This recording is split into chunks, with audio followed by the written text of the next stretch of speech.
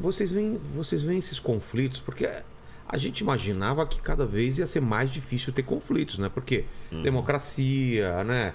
Já está mais pacífico e tal, e de repente essa guerra dessa amplitude, eu pelo menos não imaginava que seria possível. Com uma grande potência, com um país, né, que não país democrático, né, que é a Ucrânia, então pegou tudo muito de surpresa, ou vocês acham que isso, como muita gente está falando, são sinais, são as dores do parto? O mundo hoje, se você for olhar, ele está sendo um paradoxo em vários pontos, não só na guerra. Com o tanto de tecnologia que nós temos hoje de comunicação, e nós somos a época em que as pessoas menos se comunicam. Exato. Com o tanto de maquinário fazendo o trabalho braçal, é o tempo que nós estamos mais cansados e com menos tempo para a família, para o lazer, para divertir. Então você nota que nós vivemos uma época paradoxal, que era uma época que nós não precisamos hoje ficar na colheitadeira. A colheitadeira faz um trabalho aí de 100 homens. E o trator consegue fazer um trabalho. Os egípcios tiveram um trabalho muito maior e eles tinham mais tempo para lazer, para descanso do que nós temos hoje. E a mesma coisa também se aplica com a estupidez das guerras. Numa época, e o curioso é que hoje as pessoas não lutam tanto por território como no passado. A guerra hoje mais é por tecnologia e reservas naturais, principalmente. Exato, essa que é né? a questão.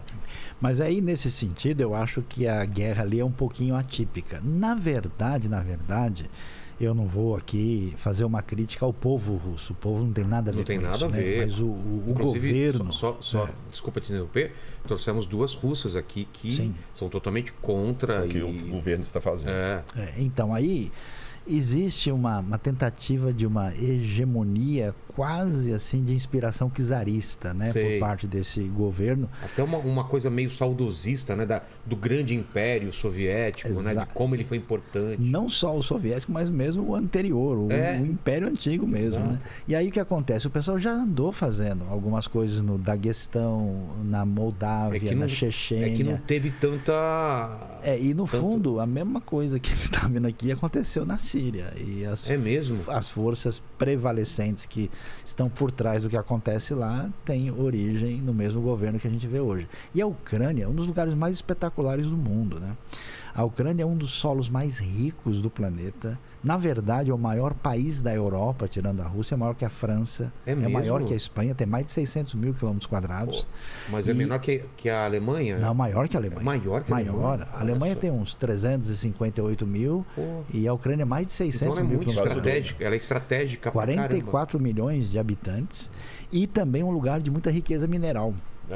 Não faz sentido fazer guerra por território hoje.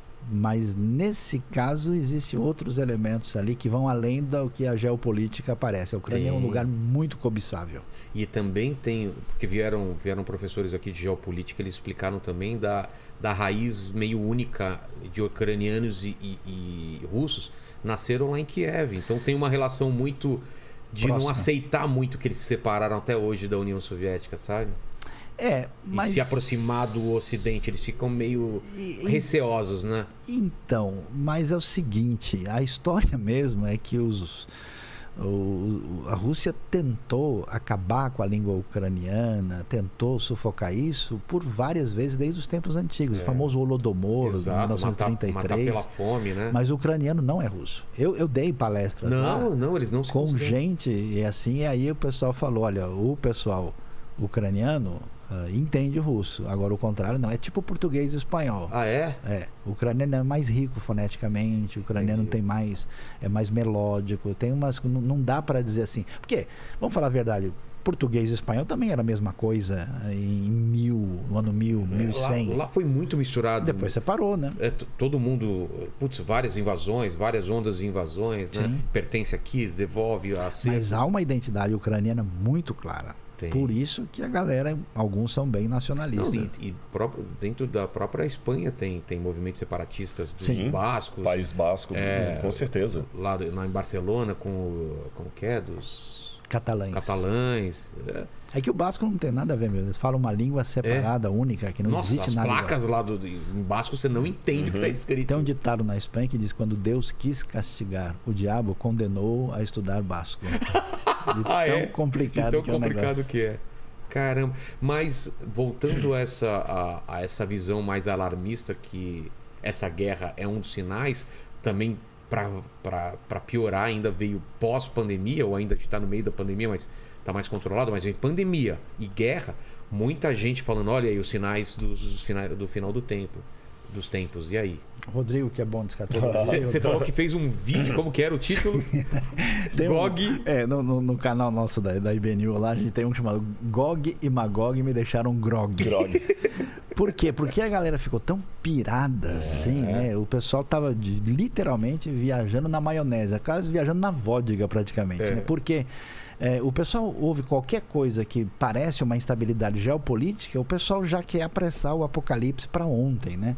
E aí existe uma interpretação, digamos assim, imediatista, assim, que tenta sugerir que a região da Rússia seria esse lugar que aparece no livro de Ezequiel, Gog e Magog, mas assim, isso aí naquele tempo, o Rodrigo pode até falar aqui pra gente, nem existia. Então, naquele tempo qual parte da Rússia ou nenhuma existia? Não, a Rússia até é interessante falar porque na verdade aparece na Bíblia um jogo de palavras dos inimigos, que é a região de Gog e Magog. Certo. No livro de Ezequiel, aparece no livro de Apocalipse também, repete, depois do milênio, o diabo irá reunir todas as nações de Gog e Magog. Aí o pessoal faz um artifício entre a palavra Magog como sendo Moscou.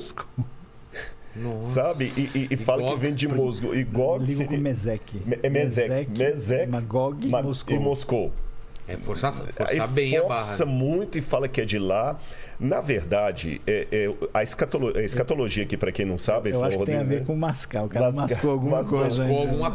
O Sayão falou a palavra escatologia aqui para explicar ao pessoal. Na teologia sistemática, nós temos os vários ramos que você dá termos técnicos. Então, quando você estuda, por exemplo, na teologia, a doutrina de Cristo, chama-se cristologia. Tá certo? O que é a cristologia? Se Jesus é Deus, se ele não é Deus, o que é o papel salvífico dele, como é que as naturezas divina e humana comportavam em Jesus, isso é o tema da cristologia. Quando você fala do pecado, hamartiologia, a doutrina do pecado, então são nomes que dão. E entre essas doutrinas tem a doutrina das últimas coisas, que em grego você tem a palavra eschaton, que significa último. Entendi. Então eschaton ou escatologia, a doutrina das últimas coisas. E a escatologia ela é dividida em duas áreas, a escatologia geral e a pessoal. A pessoal é aquela que lida com o que acontece com você depois que você morre. A geral é o fim do mundo, juízo final, volta de Jesus. A escatologia que eu abraço é aquela escatologia mais que hoje ela não está tão em moda mais, não está mais em voga, que é aquela escatologia que acredita numa volta visível de Jesus, em poder e majestade, etc, etc. Mas a escatologia que está mais comum hoje é uma escatologia que nasceu com Darby, ela é mais recente, que é o dispensacionalismo, né? E o dispensacionalismo ele pegou muita força nos Estados Unidos durante a Guerra Fria, que era amaldiçoar a União Soviética.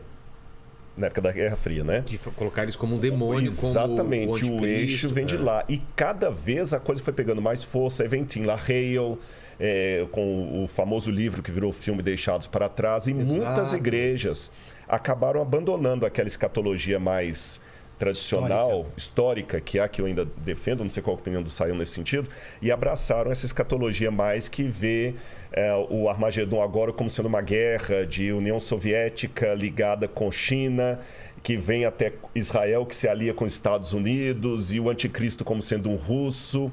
E aí, agora que vê essa questão lá... Foi o estopim para voltar... Exatamente. Os dois extremos, antes de dar a palavra para o Sayão, que eu vejo, eu até admito que tem opiniões diferentes, eu respeito quem discorda de mim, mas os dois extremos são os seguintes. Por um lado, você pode acabar criando uma teologia de almanaque, um apocalipse de revista Veja, que Entendi. Cada matéria, cada novo presidente é o anticristo, cada papa é o anticristo, cada ditador é o anticristo. E aí, sabe aquela questão de Pedro e o lobo? Vem o lobo, vem o lobo. Toda hora falando. O dia que o lobo veio mesmo, ninguém acreditou. Eu temo que vai criar uma coisa sensacionalista. E o outro extremo é também achar, não, o meu senhor tarde vem. Né? Nada é nada. Então, acho que a gente tem que ter um pouco de tempero, ver as coisas acontecendo e tudo mais, e critério. Eu venho de uma tradição religiosa, o adventismo, que ele começou porque um camarada fez justamente esse erro aqui, o Guilherme Miller. Ele juntou com várias pessoas lá, e pensou, olha, tem um cálculo profético aqui, Jesus vai voltar. E ali tinha tudo, tinha presbiteriano, tinha batista, tinha conexão cristã. Ele era batista, William Miller. Tinha conexão cristã e foi um fiasco. E Jesus não voltou. 1843. Depois voltou para 1844, né? E Jesus não voltou. Então, se tem uma coisa que a gente aprendeu, quem se queima com leite quente assopra até iogurte, é não marcar data para a volta de Jesus, nem indiretamente. É estar preparado para que preparado e desejando que Jesus volte antes de terminar esse podcast. Preparado e desejando que ele volte antes de terminar esse podcast. Mas seguir a minha vida normal como se ele fosse demorar 200 anos. Não sei se eu me expressei bem na minha... Não, sim. Tá pronto, mas sem pressa, sem ficar... achar toda hora porque aí cai no ridículo.